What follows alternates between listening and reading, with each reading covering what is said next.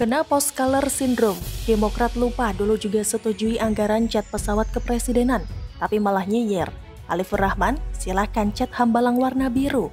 Ditulis oleh tim redaksi jurnal dari berbagai sumber.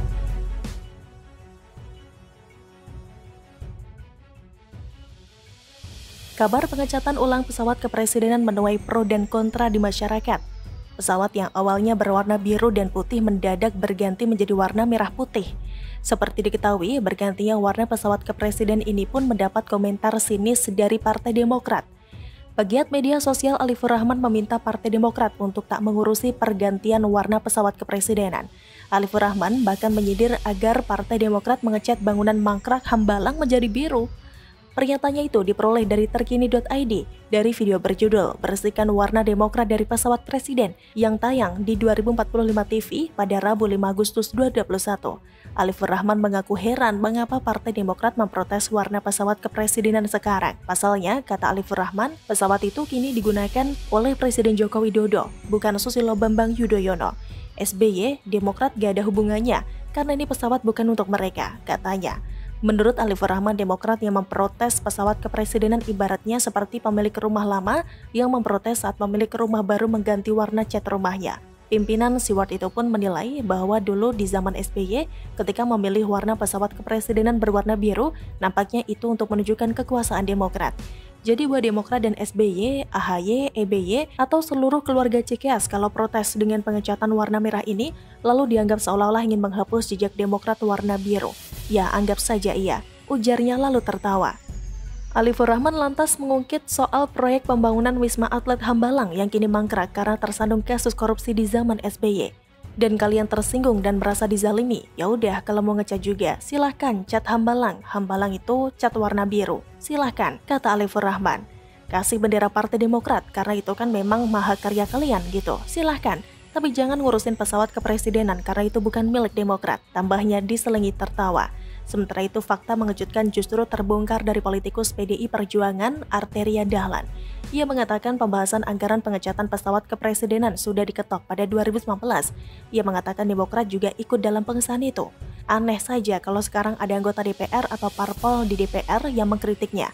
Lah dulu saat dibahas kenapa tak ditolak, bahkan mereka tidak ada yang mempermasalahkan sedikit pun kala itu, kata Arteria pada Rabu 4 Agustus 2021. Sebelumnya, Partai Demokrat mengkritik pengecatan pesawat kepresidenan dari biru menjadi merah putih.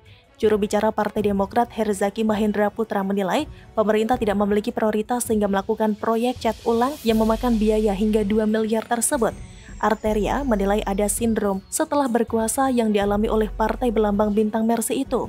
Jangan sampai publik terbawa permintaan politik pihak-pihak yang merasa post-color syndrome yang merupakan plesetan dari post-power syndrome, kata Arteria.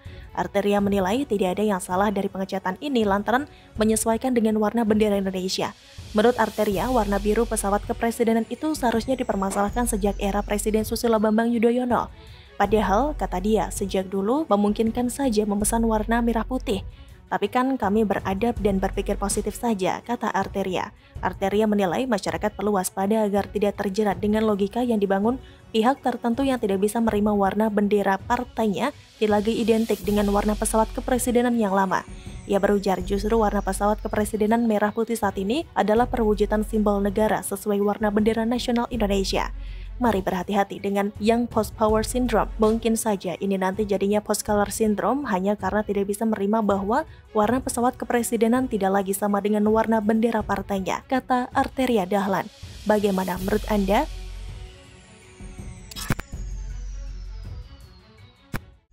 Sering ditipu hoax, kok bisa jadi presiden?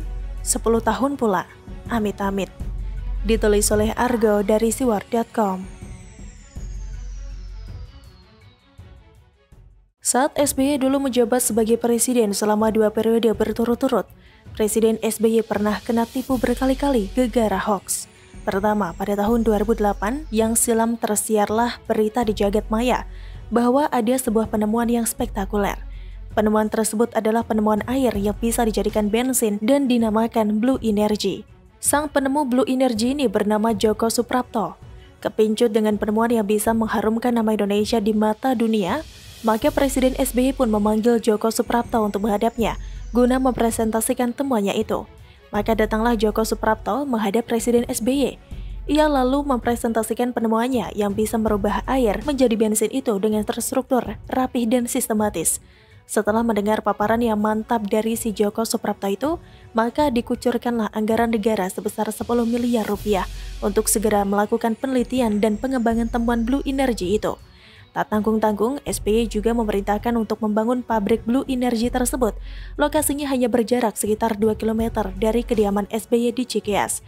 Namun apa yang terjadi? Boro-boro air dirubah menjadi bensin seperti di zaman Yesus yang melakukan mukjizat merubah air menjadi anggur dalam suatu pesta pernikahan. Yang terjadi justru sebaliknya. Sang penipu Joko Suprapto itu kabur dan menghilang. SBY pun melongo. Hasratnya untuk menjadikan Indonesia sebagai negara pertama di dunia yang mampu mengubah air menjadi bensin pun hilang lenyap di hembus angin malam Cikeas yang mencekam. Apes memang, tapi ya begitulah kura-kura kualitas mantan yang pernah dimiliki Indonesia dulu itu.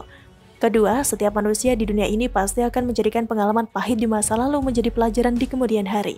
Namun entah mengapa, ini tidak berlaku bagi SBY. Lagi-lagi SBY kena tipu dengan hoax yang lebih parah dari hoax sebelumnya. Hoax itu dihembuskan oleh si raja kondom bergerigi, Andi Arief. Andi Arief membisiki SBY bahwa ada satu gunung yang bernama situs Gunung Padang. Gunung tersebut dikabarkan memiliki kandungan emas yang tersimpan di kuil peninggalan peradaban Tatar Sunda kira-kira sekitar 10.900 tahun yang lalu. Maka dengan semangat yang menggebu-gebu, SBY memerintahkan untuk meledakkan gunung yang tidak tahu menahu ada apakah gerangan kok tiba-tiba dirinya dibom. Hasilnya bisa ditebak, alih-alih menemukan emas jutaan ton di dalam perut situs Gunung Padang yang apes itu, yang ada justru serpihan batu dan pasir gunung yang porak-poranda hancur berantakan berhamburan ke sana kemari akibat dihajar ledakan bom yang maha dahsyat. Namun, karena ini menyangkut persoalan emas, SBY masih merasa belum puas. SBY lalu membentuk tim peneliti dan menugaskan mereka untuk menggali perut bumi di bawah gunung yang telah hancur porak-poranda akibat dihajar ledakan bom itu. Hasilnya pun lagi-lagi nihil, tidak satupun kandungan emas yang ditemukan di perut bumi situs Gunung Padang yang gelap gulita. Gunung Padang ternyata hanyalah gunung biasa seperti gunung-gunung lainnya. Namun akibat termakan hoax soal emas, SBY pun menghambur-hamburkan uang negara lantaran kena tipu mentah-mentah dari si raja kondom bergerigi Andi Arief itu. Ketiga, dua hoax di atas tidak membuat SBY jera. Lagi-lagi SBY termakan hoax lainnya, yaitu hoax soal padi Supertoy yang katanya bisa menghasilkan 15 ton per hektar dari hasil panen normal yang hanya 3-4 ton per hektar. Lantaran termakan hoax, akibatnya fatal. SBY memerintahkan para petani harus menanamkan padi Supertoy itu. Namun, apalah cur, setelah padi Supertoy itu dipanen, justru hasilnya di bawah hasil normal yang 3-4 ton per hektar itu.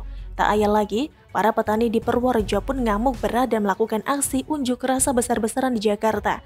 Mereka tidak terima kena tipu mentah-mentah, soalnya rugi bandar. Keempat, ketiga hoax di atas masih belum membuat SBY jera. Lagi-lagi the President of Republik Indonesia itu kena tipu mentah-mentah dengan hoax lainnya. Hoax berikutnya yang termakan mentah-mentah oleh SBY adalah hoax terkait pupuk nutrisi Saputra. Tersiar kabar yang santer bahwa pupuk tersebut yang ditemukan oleh Umar Hasan Saputra itu mampu menyuburkan tanah sehingga bisa menghasilkan panen yang melimpah ruah dibandingkan menggunakan pupuk jenis biasa. SBY pun terpukau. SBY lalu mengundang si Umar Hasan Saputra itu untuk melakukan paparan presentasinya di hadapan para menteri dan jajaran gubernur lainnya. Setelah mendengarkan paparan Umar Hasan Saputra yang mantap surantap itu, SBY lalu memerintahkan semua petani untuk menggunakan pupuk nutrisi Saputra. Namun, untungnya Badan Litbang Pertanian jeli dan merasa curiga. Mereka lalu melakukan sejumlah penelitian dan uji coba terkait pupuk nutrisi Saputra itu. Hasilnya bisa ditebak. Ternyata pupuk nutrisi Saputra itu justru merusak tanaman karena hanya mengandung satu unsur saja dari 26 unsur yang wajib ada dalam pupuk. Lagi-lagi SBY kena tipu gegara hoax untuk yang kesekian kalinya. Tapi ya begitulah kura-kura kualitas si mantan. Sering kena tipu hoax, kok bisa ya jadi presiden? 10 tahun pula, amit-amit. Kura-kura begitu, bagaimana menurut Anda?